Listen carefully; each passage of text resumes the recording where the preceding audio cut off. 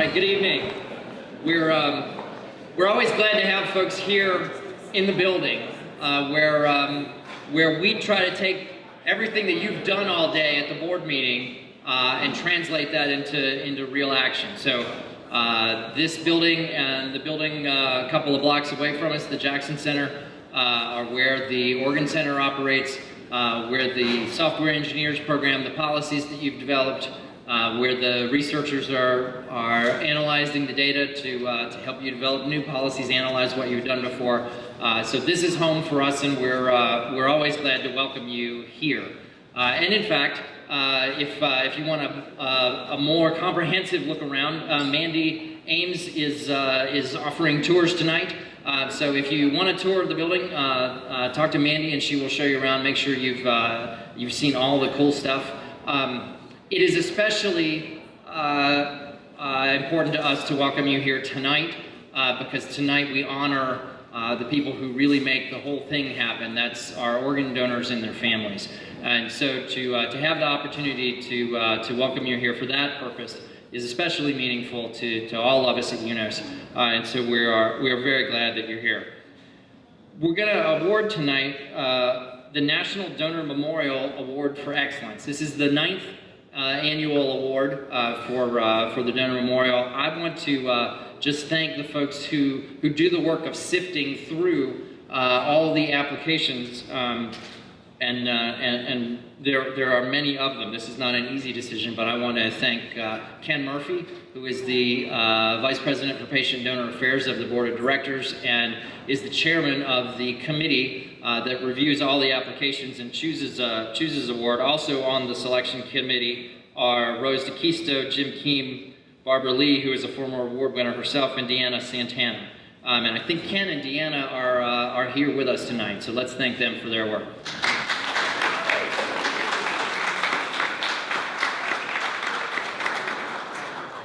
So I have done everything I need to do now, so I'm going to get out of the way and introduce our president of our board of directors, Dr. Yolanda Becker. Thank you, Brian, and good evening, everyone. It is a true pleasure to be here, and I think the beauty is represented in these beautiful butterflies that we look at in our butterfly garden. And it's my honor this evening to present the 2018 National Donor Memorial Award for Excellence. The award honors an unsung hero, such as a donor parent, a transplant recipient, a living donor, or a volunteer who has gone above and beyond in promoting organ donation and transplantation with little public recognition. The recipient can be an individual or a couple. Let me tell you a little bit about this year's recipient. She has a deep connection to organ donation and transplantation. Her brother received a living kidney donation from their mother more than 40 years ago. And following a tragic fatal fall in 1999, her husband Alan became a tissue donor. For Terry Murray, donation helped her cope with the loss of her husband and for her 2 children to cope with the loss of their father. Coping turned to a calling. And as this retired school teacher began educating high school students in the Montgomery County, Maryland school system about saying yes to organ donation. Her volunteer work includes a presentation to all 26 Montgomery County high schools where she speaks to as many as 8 different classes at each school. And if you've ever been at a school, that is an amazing feat. I actually have to say that after volunteering at my children's school, I was so happy to get back to the operating room. Her message to them: I am here to educate you on your choice and what it means to be an organ, eye, and tissue donor. During the past 15 years, Terry's volunteer time in the classroom adds up to 920 hours. This is like working a 40-hour week for 6 months straight. But it's not just the time commitment that singles Terry out as a volunteer who has gone above and beyond. It's the results that have been achieved. During the last 15 years since Terry began volunteering in the schools, the Donate Life Maryland registry shows the number of registered donors ages 16 to 24 in Montgomery County has dramatically increased and now has 50% more registered donors than the second highest location, which is Baltimore County.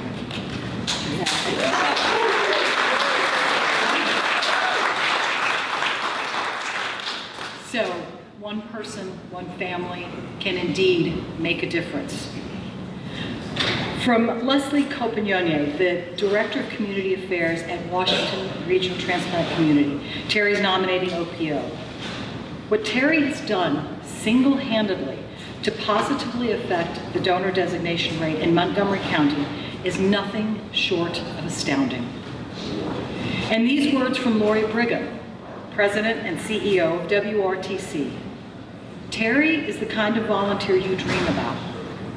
Passionate, intelligent, effective, and filled with the kind of warmth and grace you just don't see anymore. I'm honored to present Terry Murray with the 2018 National Donor Memorial Award for Excellence.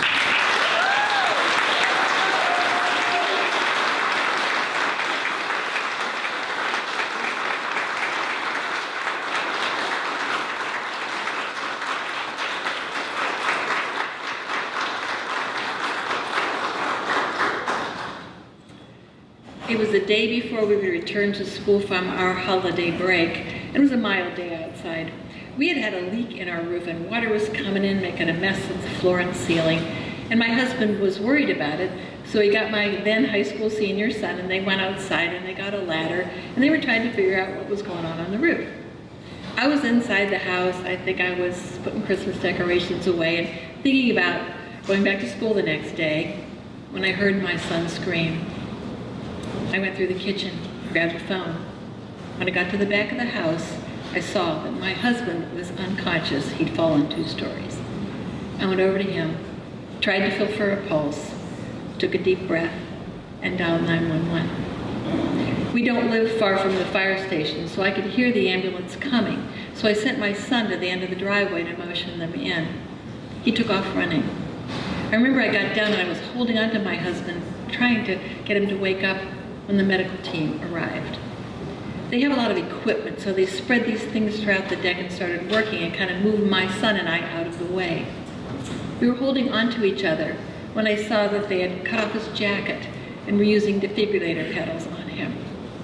That was pretty scary. They got him into the ambulance.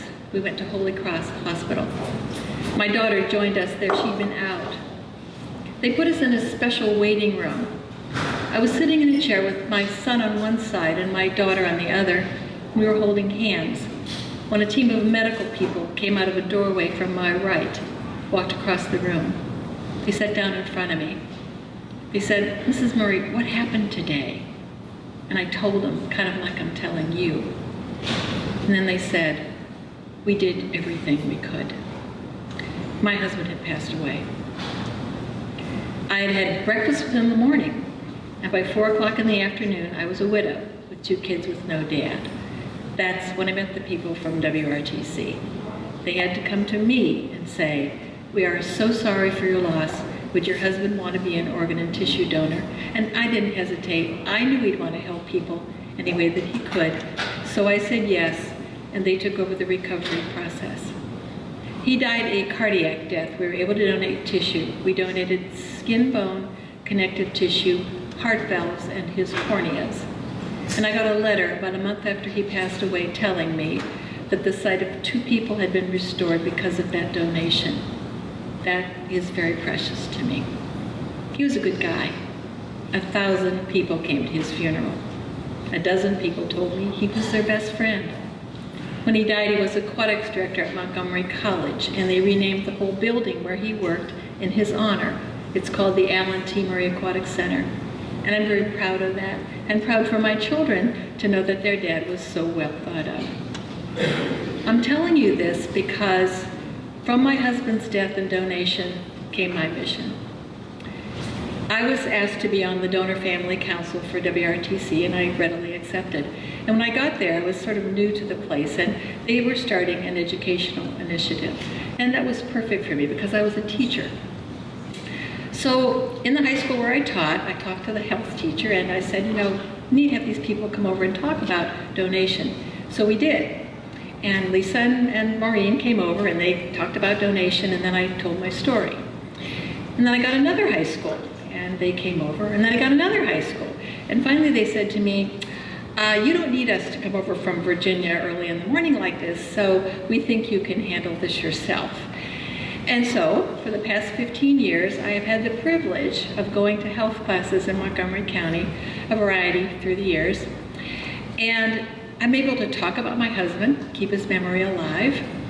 I get a teacher fix from that, which is pretty cool because I used to teach and now I get to go and have a killer lesson, and I know the kids are going to be with me, and then I leave and I don't have to go to teachers' meetings or anything like that. And also letting people know that donation is the right thing to do. I am very flattered by this honor. I know that education works. It's nice to every once in a while have an atta-girl to you. And so I'm very thankful. Thank you very much.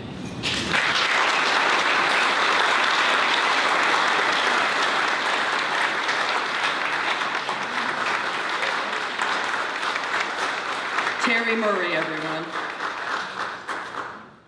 Oh, as we conclude this year's National Donor Memorial Award for Excellence, I want to call out several very special guests who we have joining us here this evening.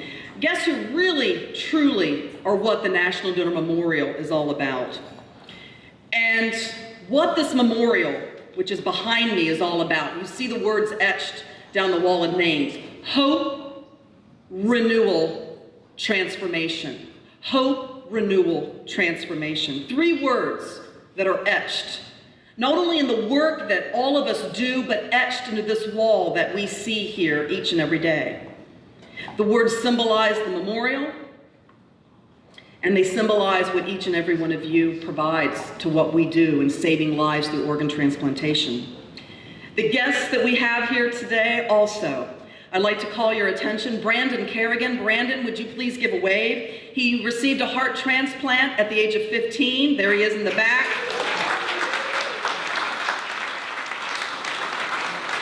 The good work that we do, Brandon just finished a cross-country bike trip. How many miles was that, Brandon? A lot. And in the process of biking across the country, he made others aware not only of organ transplantation, but of UNOS, and he raised $30,000 that have been donated to UNOS, so we thank you for that.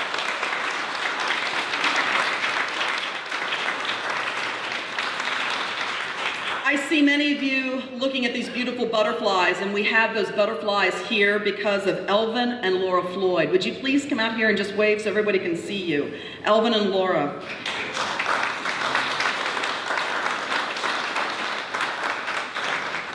Although the beauty of these butterflies is very obvious for everyone to see, the reason I celebrate them, the reason I call them my dear friends, and the reason they are here at UNOS, first and foremost, is because of their 8-year-old daughter, Sydney. Sydney gave the gift of life nearly 1 year ago on June 21st. And Sydney saved the life of a 3-year-old child. And we are very grateful for Sydney and her parents for being here. Elvin's butterflies truly represent what that gift of life is about and transformation. Jackie Price is here. Jackie, give us a hand wave. There she is in the middle. Double lung recipient. She received her life-saving transplant in 2016. Her art also on the wall on this side. And the date of her transplant, June 21st of 2016. June 21st is a day that both of these families share. And as the wall of tears in the donor memorial so aptly symbolizes, we share those tears with them. They're tears of sorrow for the Floyd's loss, for Sydney not being here. And we have tears of joy as well for Jackie and her transplant. It is here, right here at UNOS, right here in the National Donor Memorial, that we can truly, we as a whole together, can truly appreciate how one life-changing moment, just one, can truly change from a tragic loss for one family, as it is for the Floyds, and having such sorrow to end in joy and hope for another family on the transplant side. You know, this is the first year in 9 years that we have made this award presentation, and it has rained outside and we haven't been able to stand out there. The first time in 9 years. Many people would stand back and say, wow, that is so sad. And you know what? I say no, it's joy. It is joy of tears, tears of joy and tears of sorrow. That is what is not allowing us to be out there right now. And it's so apt, it's so appropriate, it's so fitting that these tears, the rain symbolizes our tears of sorrow and our tears of joy. Tears each of us here right now have experienced. I encourage you, each and every one of you, as you are here tonight, to really reflect on those experiences, both the tears of joy and the tears of sorrow, in this very special place, and truly feel, grasp, how wonderful the opportunity you have before you to change lives, to save lives through your work on the OPTN UNOS board. You, all of us working together as a team, as a family, we can make a difference, and we will. We have the power of hope, renewal, and transformation. They're etched here forever. Hope, renewal, transformation. Many of you should have this in your hands right now. This is the Gift of Life Rose, and it symbolizes those 3 very powerful words. And we hope that you will take this rose tonight and really reflect first. And then secondarily, I want each of you to really think about this Gift of Life Rose. And it's really a symbol of the gift that each of you brings today, tomorrow, next week, next month, next year to organ transplantation. And we hope that you'll take this opportunity tonight to take this rose and reflect, and then take it a step further, okay?